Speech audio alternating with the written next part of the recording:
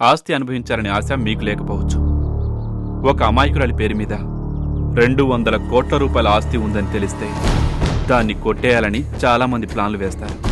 200 కోట్ల? అవును, నేను చెప్పింది దాదాపు ఆస్తి విలువ మాత్రం. నెట్ అమౌంట్ చాలా ఎక్కువే ఉంటుంది. ఆస్తి అంతుంటే మాకెందుకు బాబు? దాని పేరు మీద ఉన్న ఆస్తిని కాజేయటానికి ఎవరూ ప్రయత్నించడం ఏంటి బాబు? ఎలా తెలుసుకున్నారో ఏంటో కరెక్ట్గా తెలియదు, కానీ ఈ డాక్యుమెంట్స్ని ఎవరో డీటెయిల్గా చదివారు. అందులో రాధకి ఇప్పుడున్న వ్యాధి నయమైతే గానీ ఆస్తి రాధకి సంక్రమించదు. ఆ విషయం కూడా వాళ్ళకి తెలుసు. రాధకి వ్యాధి నయం కావాలి అంటే తను సంతోషంగా ఉండాలి. అలా ఉండాలి అంటే రాధకి భర్త తిరిగి రావాలి.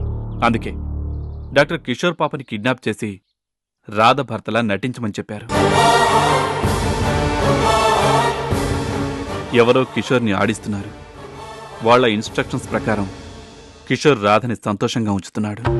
అయితే కిషోర్ బాబు నా చెల్లి మీద జాలిపడి దానికి భర్తగా నటించడం లేదా? అతను డబ్బు కోసం ఇంత నాటకం ఆడుతున్నాడా? అసలు ఆయన ఇంత డ్రామా ఆడుతున్నాడంటే నేను ఇప్పటికీ నమ్మలేకపోతున్నాను. బాబు, అలాంటి మనిషి నా చెల్లెలికి భర్తగా నటించడానికి వీల్లేదు. వెంటనే అతను మన ఇంటి నుంచి పంపించేద్దాం బాబు. తొందరపడకు సత్యం. నాకు సంబంధించినంత వరకు కిషోర్ కూడా వాళ్ళ వలన నష్టపోయినవాడే. అంతేకాదు, కిషోర్ గత చరిత్ర పరిశీలిస్తే అతని మీద ఇంత చిన్న మచ్చ కూడా లేదు. కేవలం అతని కూతురు కోసమే అతను నటిస్తున్నాడనిపిస్తోంది. అతను మంచివాడైనంత మాత్రాన నా చెల్లెలికి ప్రమాదం పోయినట్టు కాదు బాబు. నేను వెంటనే దాన్ని కొట్టాలు తీసుకెళ్లిపోతాను. అక్కడుంటే ఊరంతా దాన్ని రక్షిస్తుంది. సత్యం, కొటాలకి తీసుకెళ్ళినంత మాత్రాన రాధ సేఫ్గా ఉన్నట్టు కాదు. వంశీని కొటాల పక్క ఊళ్ళోనే కదా దారుణంగా చంపేసింది. అది మర్చిపోకు. ప్రస్తుతానికి రాధ మా ఇంట్లో ఉండటమే సేఫ్.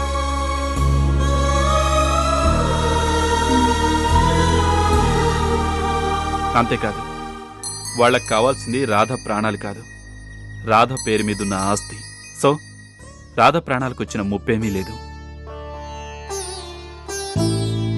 రాధకి ఏ ప్రమాదం లేకుండా ఆస్తి ఎలా చేతులు మారుతుంది?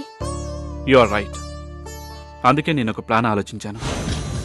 ఆస్తి రాసిన దశరథ రామయ్య గారికి ఈ విషయం మొత్తం చెప్పి ఆస్తిని మళ్లీ ఆయన పేరు మీద తిరిగి రాయించుకోమని చెప్పాలి. అప్పుడు రాధ పేరు మీద ఏ ఆస్తి ఉండదు కాబట్టి రాధకి ఎటువంటి ప్రమాదమూ రాదు. కానీ అప్పుడు పెద్ద ఆయన మాత్రం వదులుతారని గ్యారంటీ ఏంటి బాబు? ఆయనకి ప్రమాదమేగా. ఆయన ఉండేది అమెరికాలో. అక్కడ ఆయనకు వచ్చిన నష్టం ఏమీ లేదు. మనం వెంటనే ఆయన కాంటాక్ట్ చేయాలి. మీరు వెంటనే ఆయన నంబర్ తీసుకోండి.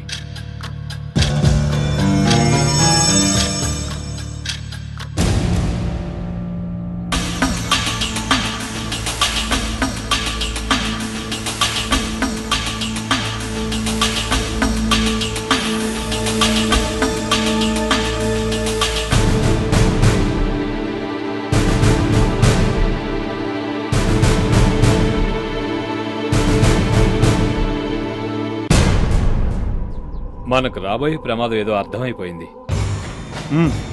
చెప్పు నాగరాజు, ఇప్పుడు ఆస్తి మొత్తం రాధ పేరు మీద ఉంది కాబట్టి ఆమెకి జబ్బు నయం అయిపోతే ఆస్తి తన సొంతం అవుతుంది. అప్పటి వరకు ఆ ఆస్తి మీద వస్తున్న లాభాలన్నీ ఆమెకే చెందుతాయి. సోదాపి సంగతేంటో చెప్పులాయరు.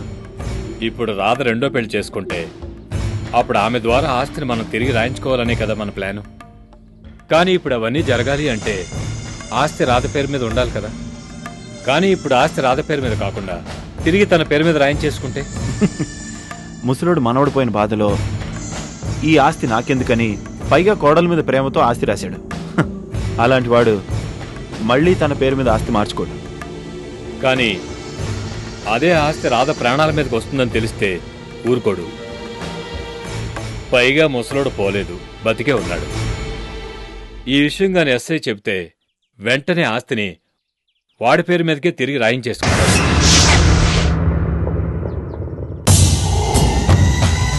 అసలు విషయం ఏంటంటే చనిపోయిన వాళ్ళు రాసిన వీలునామా మార్చలేం. బతుకున్న వాళ్ళు రాసిన వీలునామా చచ్చేలోపు ఎప్పుడైనా మార్చుకోవచ్చు. అలాంటి ప్రమాదం ఉందని తెలిసాక ముసలోడిని ఎందుకు బతకనిస్తాం? చంపేద్దాం. చంపేయాలి అంటే వాడు ఇండియా రావాలి. అమెరికాలో ఉండి ఇవన్నీ చేస్తే మనం వాడిని ఏమీ చేయలేం.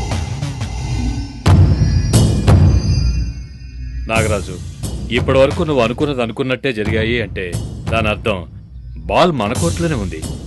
కానీ ఇప్పుడు బాలు దశరథ రామయ్య గారి కోర్టులో ఉంది. తిరిగి మన కోర్టులోకి వచ్చే వరకు మనం ఏమీ చేయలేం. ఇప్పటి వరకు వీళ్ళు ముసలోని కలవలేదు. వాళ్ళు వాడిని కలిసి మొత్తం విషయం చెప్పి ముసలోడు రియాక్ట్ అయ్యే లోపు మనం పనిని త్వరగా ముగించేయాలి. అంతేనా? అవును నాగరాజు, వీలైనంత త్వరగా పని అయిపోవాలి. ఇదేంట్లా నాకు మొదటిసారిగా చాలా టెన్షన్గా ఉంది. నువ్వే టెన్షన్ పడితే ఎలా నాగరాజు? ఇక మేమేం చేయగలం?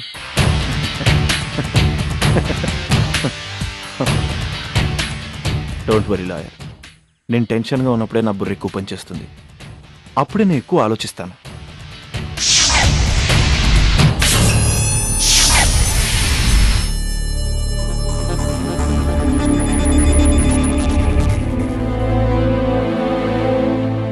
దశరథ రామయ్య గారు ఊరి నుంచి వెళ్ళిపోయిన తర్వాత మనకి టచ్లో లేరు.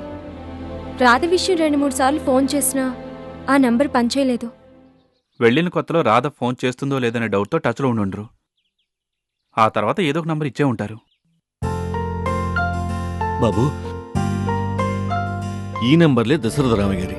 మేము ఎప్పుడు ఫోన్ చేసినా ఈ నంబర్లకే ఫోన్ చేస్తాం. అదేంటి, ఇక్కడి నుంచి వెళ్ళిపోయిన తర్వాత ఆయన ఒక్కసారి కూడా ఫోన్ చేయలేదా? అసలు రాధ పరిస్థితి ఎలా ఉందో కూడా కనుక్కోలేదా? 2-3 సార్లు బాబాయ్కి ఫోన్ చేసినట్టు గుర్తు.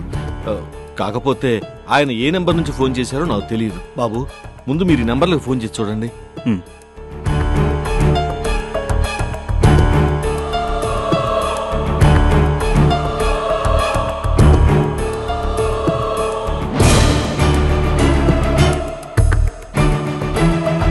ఈ నంబర్ పనిచేయటం లేదు.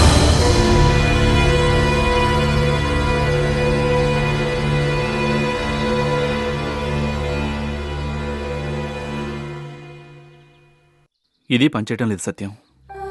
నువ్వేం టెన్షన్ పడకన్నయ్యా, ఇంకో నెంబర్ ఉందిగా. ఈ నంబరా?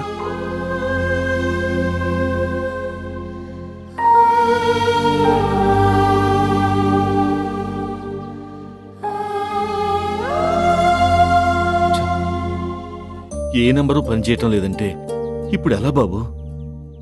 డోంట్ వరీ, ఆయన ఇండియాకి ఫోన్ చేసిన నంబర్ సర్పంచ్ గారి దగ్గర ఉందేమో కనుక్కుందాం. జ్యోతి, నువ్వు ఇంటికి ఫోన్ చేయి.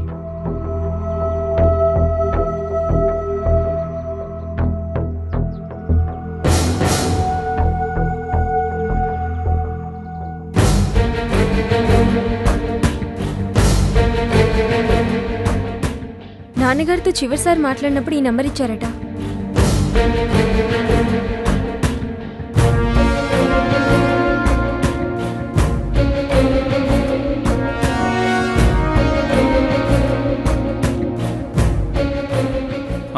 రింగ్ అవుతోంది.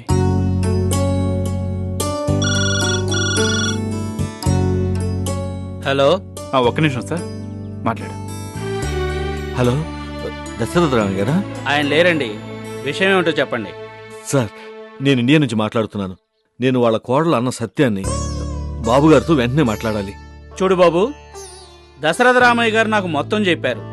ఎప్పుడైనా ఇండియా నుంచి ఈ నెంబర్కి ఫోన్ వస్తే ఒక విషయం చెప్పమన్నారు. ఏంటో చెప్పండి సార్. ఉన్న ఒక్క మనవడు చనిపోవడంతో ఆయన చాలా కుంగిపోయారు.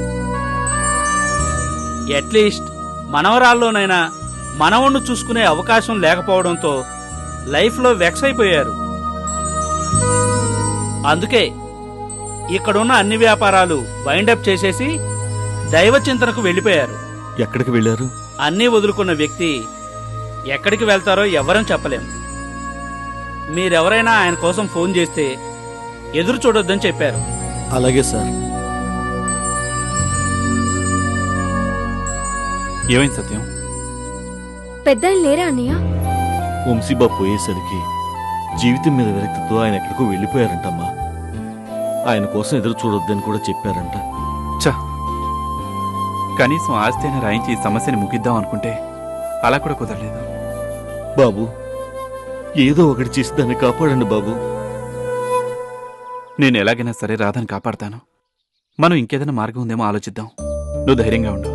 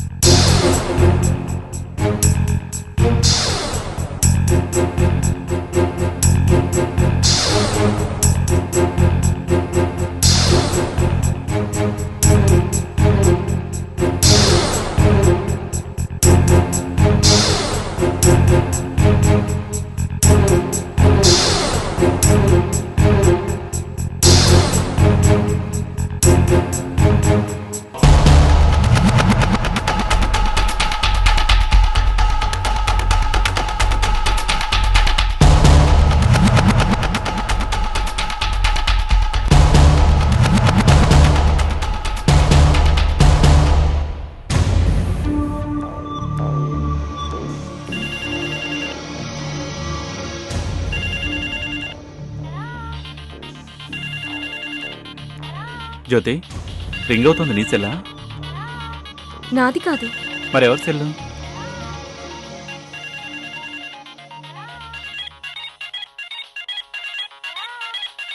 సౌండ్ కిచెన్ నుంచి వస్తుందేంటి?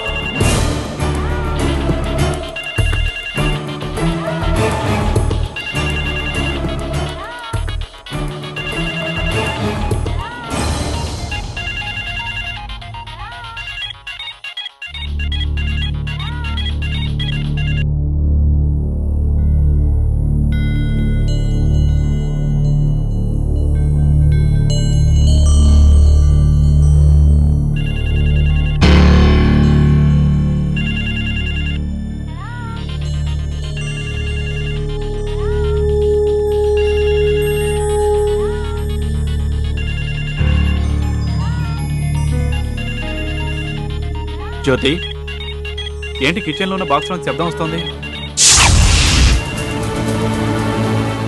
ఇక్కడ సెల్ ఎవరు పెట్టుంటారు?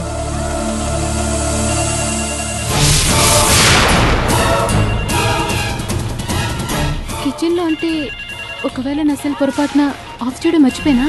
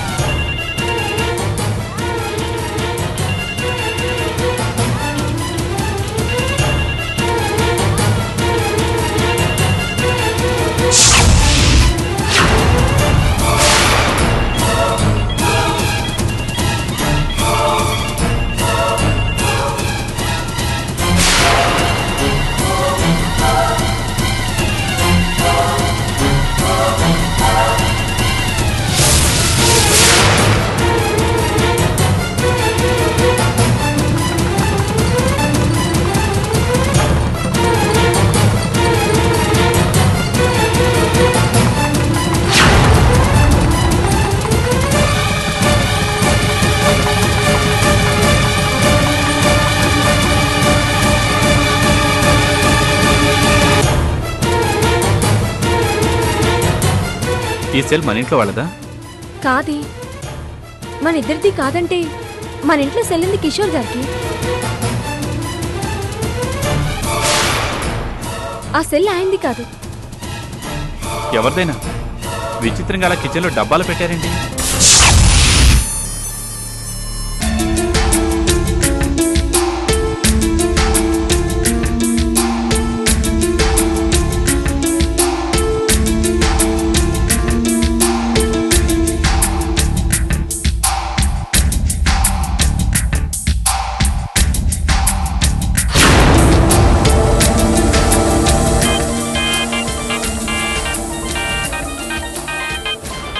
ఈ నంబరా? ఈ నెంబర్ మీకు తెలుసా? బాగా తెలుసు. ఈ నంబర్ మన కిచెన్లోకి ఎలా వచ్చింది? కిచెన్లో ఉంది అంటే సరస్వతికి తెలుసుంటుంది. సరస్వతి, సరస్వతి! వస్తున్నా బాబు, బట్లారేస్తున్నా. ఏంది సారు? ఈ సెల్ నీదేనా? నీది కాకపోతే కిచెన్లో రహస్యంగా ఎవరు దీన్ని దాచిపెడతారు? గా సెలన్ కార్డ్ పెట్టింది నేనే బాబు.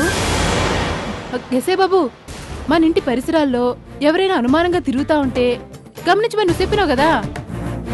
అవును, దానికి సెల్కి సంబంధం ఏంటి? ఇందాక మన ఇంటికి కొంచెం దూరంలో ఎవడో ఒకడు తచ్చాడుతుండు. గాడిని గమనించి దగ్గరికి పోయేసరికి గాడు పారిపోయిండు. గా తొందరలో గాడి సెల కింద పడిపోయింది. నువ్వు వస్తే ఇద్దాం అనుకున్నా. అప్పటిదాకా ఎవరికైనా కనిపిస్తే లేనిపోని అనుమానాలు వస్తాయని గా డబ్బాలో దాచిపెట్టినా. It's okay Saraswati, you have done a good job. పోలీసుని కదా, ప్రతి విషయాన్ని అనుమానించాలి. భలేవాడివి బాబు, నువ్వేం చేసినా ఇంకోటి మంచి కోసమే చేస్తావు కదా. సరస్వతి, నువ్వు చూసిన వాడిని గుర్తుపడతావా? ఓ ఎందుకు గుర్తుపట్టను? గాడు 100 మందిలో ఉన్నా చొక్కా పట్టుకుని గుంజుకొస్తా. బాబు నేను బట్టలు ఎండేసుకోవాలి బాబు. అసలు సెల్గొడవేంటి? దీని వెనుక చాలా కథ ఉంది. ఇది సామాన్యురాలు కాదు. ఎస్ఐ ముందు ఎంత తెలివిగా అబద్ధం చెప్పింది. వీళ్ళ బారి నుంచి తప్పించుకోవడం అంత సులభం కాదు.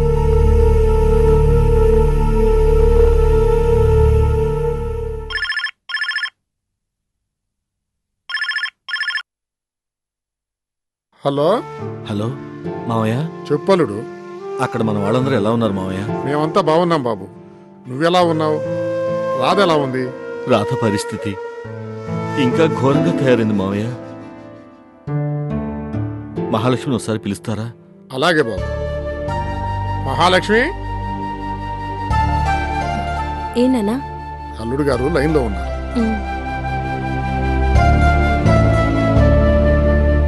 హలో, ఎలా ఉన్నారండి? ఏం చెప్పాలో కూడా అర్థం కావట్లేదు మహాలక్ష్మి. ఏమైందండి? నాకేం కాలేదు. కాకపోతే ఇప్పటి వరకు రాధకి భర్త లేడు అనే నిజం తెలిస్తే ఏమైపోతుందో అనే భయంగా ఉండేది. కానీ ఇప్పుడు మరో కొత్త సమస్య వచ్చింది మహాలక్ష్మి. అసలే సమస్యలతో ఉంటే ఇంకో సమస్య ఏమిటి? తాతయ్య గారు రాధ మీద ప్రేమతో భవిష్యత్తులో దానికి ఏ ఇబ్బంది లేకుండా ఉంటుందనే ఆశతో దాని పేరు మీద ఇక్కడున్న ఆస్తులన్నీ రాసి వెళ్ళిపోయారు. ఇప్పుడు ఆ ఆస్తే దాని పాలిట శాపం అయింది. ఆ ఆస్తి రాత్రి నుంచి సంపాదించాలని ఎవరో ప్రయత్నిస్తున్నారు. దానికోసం వాళ్లే కిషోర్ బాబుని రాధకు భర్తగా నటించమని తన కూతుర్ని కిడ్నాప్ చేసి మరీ ఒప్పించారు. ఏమిటండి, ఇంత జరుగుతూ ఉంటే మీరు ఎస్ఐ గారితో చెప్పి కంప్లైంట్ ఇప్పించలేకపోయారా? అసలు ఈ విషయం ఎస్ఐ గారు చెప్తేనే మాకు తెలిసింది. ఆయన కూడా వాళ్ళెవరో పట్టుకోవడానికి ప్రయత్నిస్తున్నారు. ఇప్పుడు రాధ సమస్య భర్త విషయం కాదు. ఆ డబ్బు ప్రమాదం నుంచి ఎలా బయటపడాలో, దానికి ఎంత టైం పడుతుందో తెలీదు. మీరు రాధ గురించి ఎంత తపన పడుతున్నారో నేను అంతే తపన పడుతున్నాను. ఈ విషయాలన్నీ తేలే వరకు మీరెంతకాలం సిటీలో ఉన్నా నేనేమీ అనుకోను. రాధ సమస్యలన్నీ తీరాకే మీరు మన ఊరికి రండి. నువ్వు ఇలా అంటావని నాకు తెలుసు మహాలక్ష్మి. అందుకే నీకు ఫోన్ చేశాను. ఇప్పుడు గుండెల మీద కొండంత బరువు దిగిపోయింది. ఉంటాను మహాలక్ష్మి. ఈ విషయాలన్నీ మనసులో పెట్టుకుని మీరు ఆరోగ్యం చెడగొట్టుకోకండి. జాగ్రత్త. నువ్వు జాగ్రత్త మహాలక్ష్మి. సరే, ఉంటానండి.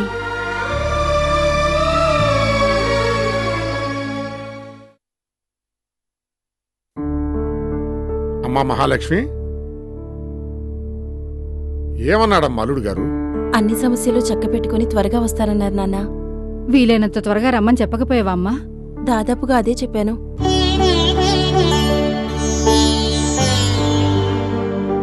అది మన ముందు ఇలా చెప్పినా సత్యంతో ఏం చెప్పుంటుందో మనం ఊహించలేమా? నాకు తెలిసి సమస్యకు పరిష్కారం ఇది కాదు, ఇంకొక రకంగా ప్రయత్నించాలి. ఏమండి, మనం ఏమైనా చేస్తే అటు అల్లుడు గారు ఇటు మన అమ్మాయి ఇద్దరూ బాధపడతారు. ఎవరిని ఒప్పించకుండా ఏం చేయగలం?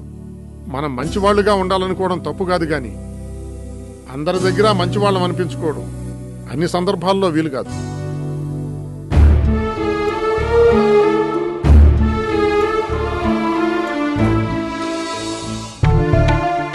ఇంతకాలం హారికకు నిజం చెప్తే తట్టుకోలేదని దాచాను.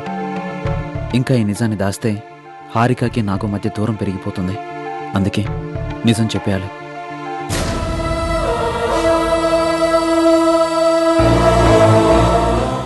ఇల్లెక్కడో చెప్పండి, నేనే వస్తాను. వద్దు కిషోర్, కృష్ణకాంత్ పార్క్ పక్క వీధిలోకి రా, అక్కడికి నేనే వస్తాను. ఎవరు పిన్ని? ఈ మధ్య మనం ఇంట్లో లేం కదమ్మా, ఫోన్ బిల్లు గురించి.